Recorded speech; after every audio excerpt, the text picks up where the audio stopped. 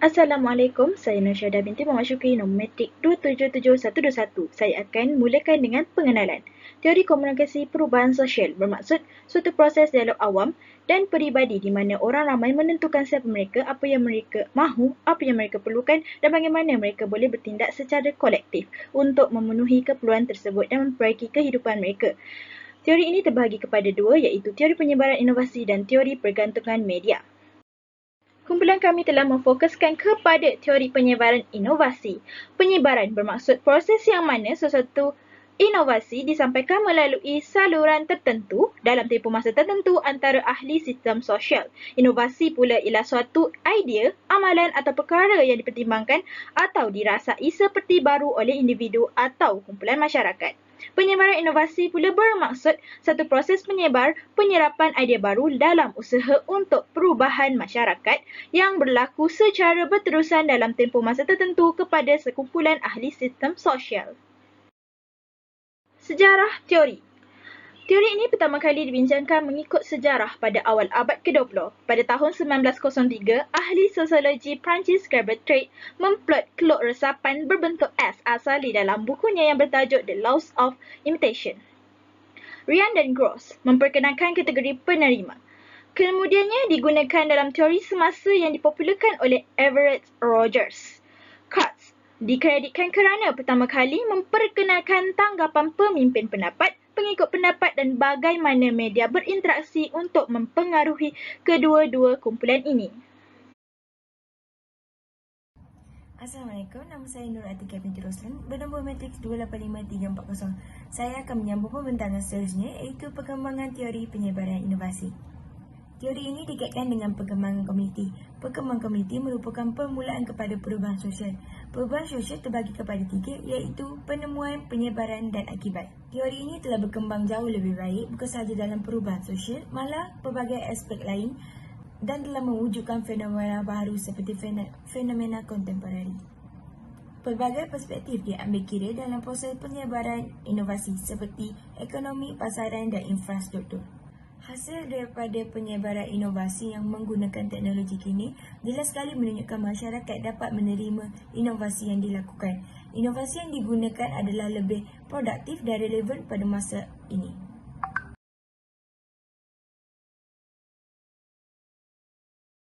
Saya Gishan Kalidasan, nombor matriks 285205. Dalam kajian ini, kita telah menggunakan teori penyebaran inovasi. Teori penyebaran inovasi ini diperkenalkan pada tahun 1905 oleh Camille Tardet. Dikembangkan dan dibangunkan oleh Everett Rogers pada tahun 1950-an. Difusi inovasi adalah proses penyebaran inovasi kepada anggota sistem sosial melalui saluran komunikasi dalam jangka waktu tertentu. Teori ini memberi kesedaran individu tentang adanya inovasi dan bagaimana inovasi itu berfungsi. Oleh sebab itu, media sosial adalah platform komunikasi yang terkenal untuk pengguna aktif meresap semua generasi. Seterusnya adalah kegunaan teori penyebaran inovasi. Idea untuk menggunakan teori ini merupakan tindak balas atau reaksi seseorang terhadap persekitaran budaya dan sosial.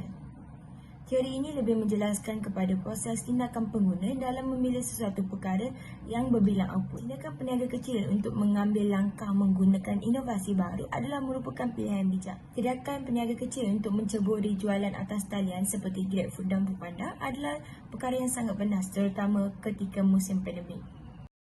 Terdapat 5 peringkat dalam proses komunikasi berdasarkan teori penyebaran inovasi, iaitu pengetahuan, pemwujudan, keputusan, pelaksanaan dan kepastian. Encik Sabri telah menggunakan kelima-lima proses tersebut. Encik Sabri telah menggunakan teknologi seperti Foodpanda dan GrabFood untuk memudahkan dan menghantar makanan itu boleh menarik lagi ramai pelanggan walaupun tidak membeli secara walk-in di gerai Encik Sabri. Penggunaan inovasi baru ini memudahkan urusan perniagaan dan menaik hasil jualan Encik Sabri pada waktu COVID ini. Fungsi teori ini berkait rapat dengan penggunaan teknologi baru untuk memudahkan perniagaan.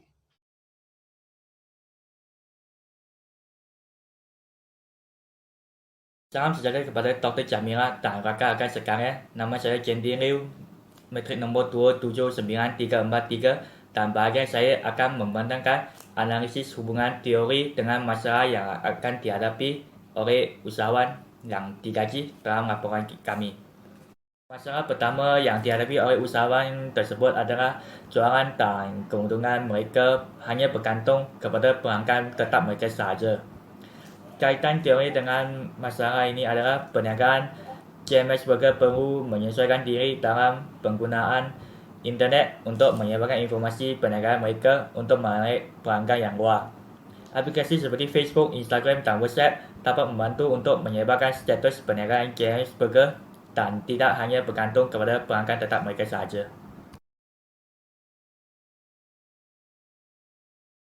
Masalah kedua yang dihadapi oleh perniagaan GMS Burger adalah masalah penyebaran reputasi perniagaan.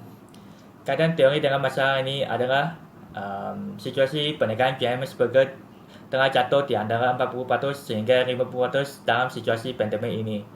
Mereka haruslah mencari alternatif yang kreatif untuk membuatkan kewujudan dan prestasi melalui aplikasi seperti Google Maps, Foodpanda dan GrabFood. Itu sahaja untuk bahagian saya. Saya akan serahkan bahagian seterusnya untuk rakan lain. Terima kasih.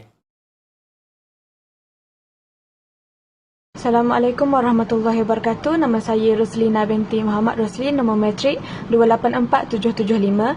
Saya akan membentangkan berkaitan kritikan terhadap teori.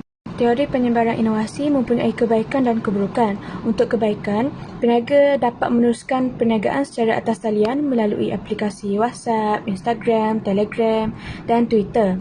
Mereka dapat mempromosikan dan mengiklankan produk mereka secara atas talian dan menghantar produk tersebut melalui pos atau cash on delivery. Okey, untuk keburukannya pula, peningkatan teknologi akan menjejaskan kesihatan. Hal ini kerana semakin meningkat teknologi, semakin canggih suatu perkara. Seperti yang kita dapat lihat sekarang, terlalu banyak makanan yang telah diproses untuk mengekalkan ketahanan produk tersebut. Seperti makanan dalam tin, daging burger, sausage, hotdog dan sebagainya. Makanan-makanan sebegini mengandungi bahan kimia yang sangat tinggi yang akan menjejaskan kesihatan. Masyarakat akan mendapat penyakit seperti darah tinggi, obesiti, kanser dan sebagainya. Kesimpulannya, setiap individu termasuklah peniaga-peniaga kecil terkesan dengan pandemik COVID-19. Teori penyebaran inovasi ini sangat berkait rapat dengan peniaga-peniaga kecil. Penyebaran dan penggunaan teknologi dalam perniagaan seperti gerai menjual burger di tepi jalan dapat membantu pemilik peniaga tersebut untuk mengembangkan dan menaikkan jualan ketika hampir kesebahagian perniagaan di Malaysia terpaksa gulung tikar. Dengan kata lain, penyebaran inovasi menerangkan kadar penyebaran idea melalui penggunaan teknologi baru seperti mempromosikan produk di media sosial. Nama saya Sabri bin Samad, berumur 20 tahun. Saya merupakan usahawan bagi perniagaan GMS Burger. Apa latar belakang pendidikan abang? Sekolah rendah dekat SK Bandar Pontian, sekolah menengah dekat SMK Datuk Ali Haji Ahmad, Daha, dan Form 6 dekat Kolej Tingkatan 6 Pontian. Terima kasih kerana sudi meluangkan masa bersama saya bang. Sama-sama. Okey, apa yang menyebabkan abang mewujudkan bisnes ni bang? Idea buat bisnes datang sebenarnya daripada adik. Sebab dia sebenarnya ada tolong orang, so kita buat idea, kita rencana idea untuk kita sendiri buat bisnes burger ni. Berapa modal yang abang keluarkan untuk jalankan bisnes? Starting bisnes saya rasa lebih kurang RM2,000 hingga RM3,000 untuk permulaan bisnes. Itu termasuk tempat burger abang? Tempat saya, termasuk stall saya. So, bagaimana kewangan abang semasa dan semasa dan sebelum pandemik? Macam ada perbezaan ke? Kewangan saya? Agak terjejas ketika COVID-19 melanda. Saya rasa mungkin kalau sebelum COVID 100% mungkin dia jatuh kepada 60 ataupun 50%. Abang ada berapa pekerja dan bagaimana abang menguruskan pekerja abang? Setakat ni saya baru ada 2 pekerja. Tak ada masalah sebab mereka pun senang untuk bekerjasama dan boleh terima baik dan buruk saya. Macam apa reaksi pekerja abang kalau macam contoh semasa pandemik tu gaji tu kurang? Okey, diorang tak ada masalah sebab diorang pun faham situasi sekarang. Kita punya sale pun agak turun ketika COVID. So saya rasa gaji yang saya bagi tu setimpal lah dengan keadaan sekarang. Apa masalah paling besar yang abang pernah hadapi? Abang boleh cerita tak pengalaman abang masa menjual burger tu? Banyak masalah, adik. Abang tak boleh nak cerita, tapi abang boleh kongsikan lah. 1-2 cerita. Kedai kami 2 kali tumbang akibat ribut. Terus. Pengalaman pahitnya, kedai kami pernah 2 kali tumbang akibat ribut. So dekat situ saya punya kekuatan agak jatuh sebab kita terpaksa repair balik. Tapi itu bukan penghalang saya untuk saya terus maju dalam bidang ini. Agaknya berapa kerugian masa tu bang?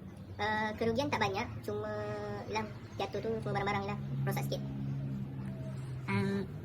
Apakah cara untuk abang, macam tindakan abang untuk meramaikan customer abang, macam pelanggan abang buat masa ni lah, semasa endemik ni?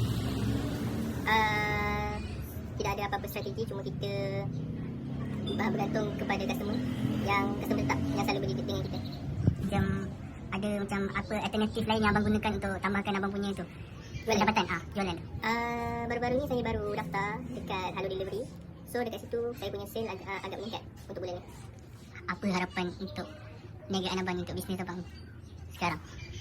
InsyaAllah saya bisnes daripada tepi jalan, saya nak buat satu kedai di mana kedai itu kita menghasilkan begitu ramai anak-anak muda untuk terus maju dalam bidang perniagaan. Dan saya harap bidang perniagaan ini tidak dimonopoli oleh setengah pihak saja. Ia luas dan juga ia bergantung kepada rezeki dan usaha masing-masing.